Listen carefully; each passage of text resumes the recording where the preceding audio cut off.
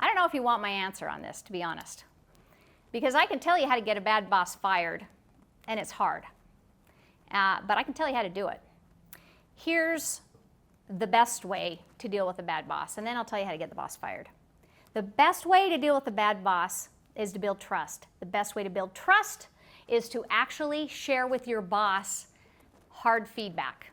Most people think that's going to get them fired, and it isn't. It actually does the opposite. It builds trust. Think about it. If somebody's talking about you behind your back, you don't trust them. You don't trust the people that are talking to them. But if somebody comes to you and says there's a problem, and you know they talk to you, they're courageous enough to talk to you, it builds trust.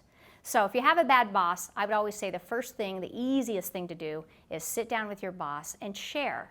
Here's what's happening. Here's how it's affecting me. I wanted to share it with you, and I felt like I owed it to you to share you the feedback.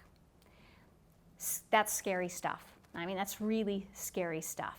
But I can tell you from dealing with employee problems that it is likely never to get you fired to do that.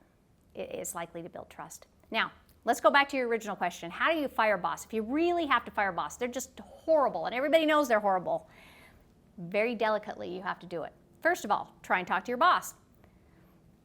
If they're not changing, then you're going to go to HR.